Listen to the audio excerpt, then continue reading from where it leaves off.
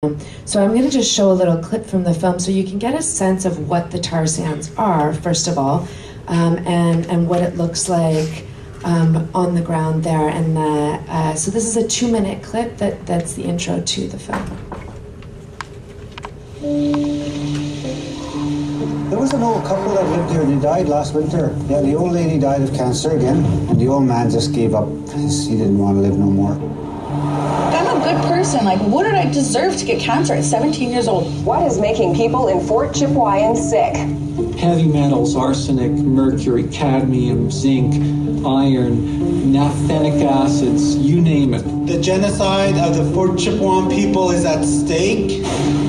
There are so many of our people dying of cancers that are so rare, according to our doctor. My gut feeling is there has to be some connection with industry and what's happening here. Alberta sits over one of the largest recoverable oil patches in the world, second only to Saudi Arabia. An area larger than England, it holds at least 175 billion barrels of crude bitumen. Digging the bitumen out of the ground, squeezing the oil and converting it into synthetic crude is a monumental challenge. It requires vast amounts of capital. In short, it is an enterprise of epic proportions, akin to building the pyramids or China's Great Wall, only bigger. There's nowhere else on Earth where we're talking about destroying an area the size of Florida. There is nowhere else on Earth where you have toxic ponds that are so big that you can now see them from space. The Alberta government has no clue as to the actual state of the Athabasca River. We're not going to have any clean drinking water in these mountains if these guys are allowed to get away with what they're going to do. Oh my God. There's nothing in there. Just go. I really do feel the great economic boom is going to be a great economic disaster and devastation to our land and people. We've dabbled with nature for so long and we screw it up every time. Leave it alone.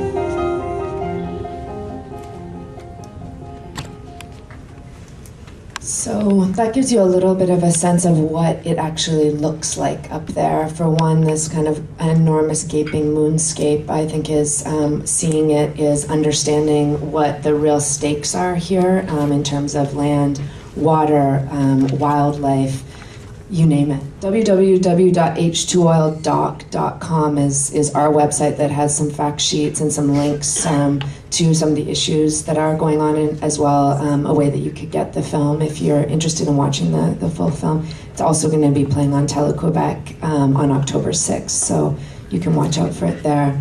But I think ultimately, and I really would love to keep this as a dialogue, actually, because I think that a lot of the issues that we'll discuss are going to cross over.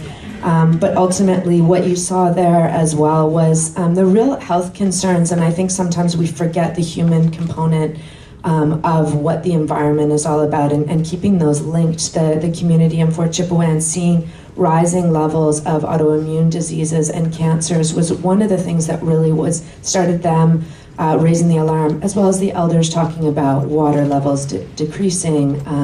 They were seeing changes in the muskrat, in the caribou.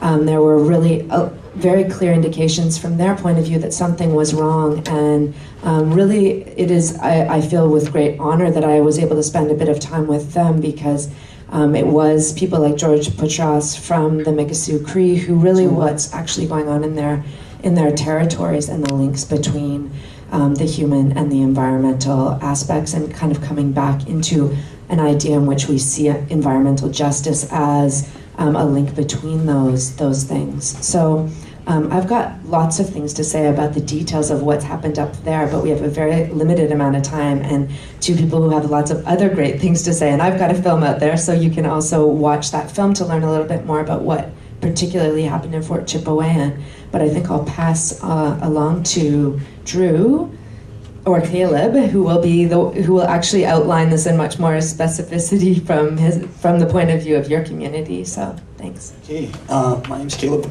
I'm from Northeast BC, but I want to start by acknowledging Mohawk territory, elders in the room and elders who've come before, because we stand on the shoulders of giants, my community in particular.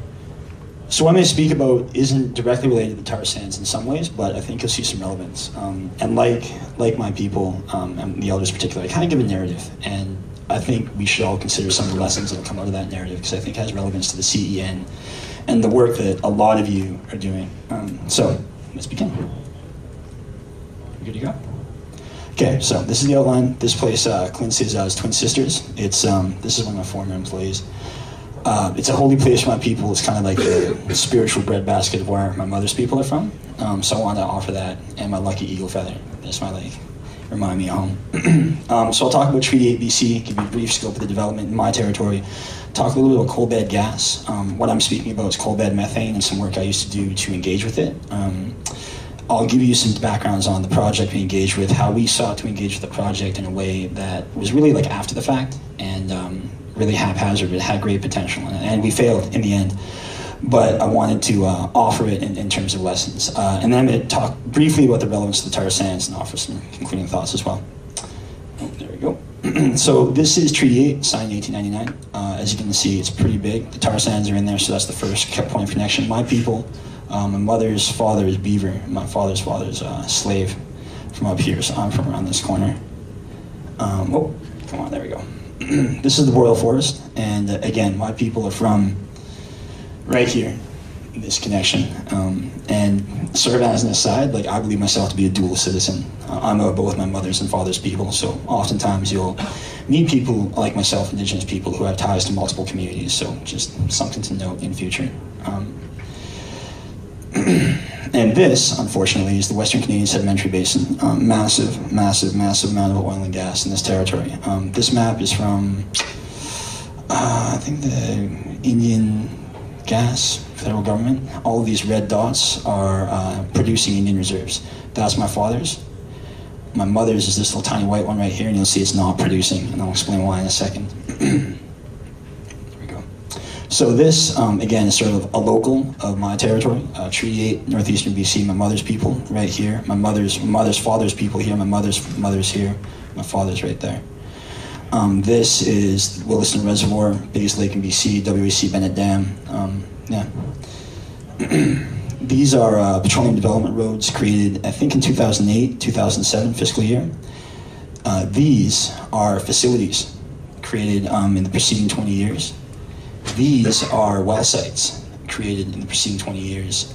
This is seismic that's been done in the preceding 20 years. And we mentioned very briefly the interconnectedness of the world and all of those things. So too is the oil and gas industry interconnected. And I think, I'll go back briefly, but you'll notice that where those roads are, we got facilities, we got wells, and over top all of that before typically is the geophysical work. And if you can try to understand that, like, what it's like to try and hunt moose in a territory like this, I mean, this is the full overlay. And, my mother's people right here, father's right around here. The scope of development, and this isn't tar sands, but this is still pretty intense, is massive. And, yeah, I'll speak to it in a second. These are the total wells drilled. You see a pretty consistent pattern. I was hoping to get the data on royalties, because if you parallel the number of wells drilled and the exploration dollars that go in with the royalty figures pulled out, you're going to see some pretty obvious patterns. And again, that matches the oil sands. That matches the increase in hydrocarbon costs. And again, the point is this is all interconnected. And I think that we can utilize that to our advantage, but I get ahead of myself. This is coal bed gas development. Very briefly, it's water intensive, it's land intensive, and it's recently viable due to changes in technology.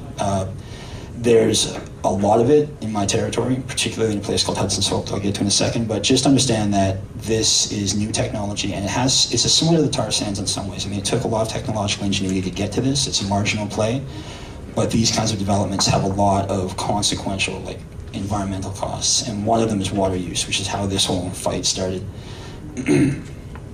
So the company, and I probably shouldn't put this slide up there, but I will anyways.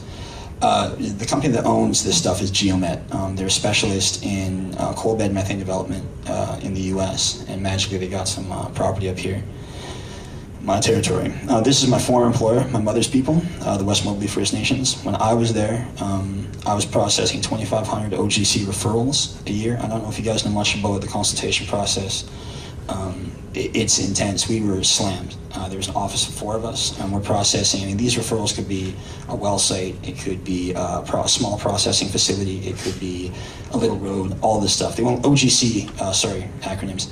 Oil and Gas Commission of British Columbia, the regulator for oil and gas. We process another 3,000 ILMB referrals annually, and that's stuff, just anybody who wants to cut something or do something in the land. But understand that every single referral that comes in requires consideration. Every single one requires, in particular, consideration of this. This is what we call the area of critical community interest. We identified through a land LRMP process an area that was just critical. This place, as Clint says, the mountain I showed you, there's a pair of them, and they have relevance to some spiritual history regarding my family and other Indigenous peoples in the area. But this is, like I said, like the breadbasket spiritually for my people. My mother's nation, my mother's father's nation, my mother's fathers, my mother's mothers, sorry. So, yeah, I'll keep going. This is the project itself, Peace River Prospect. This is an initial test phase.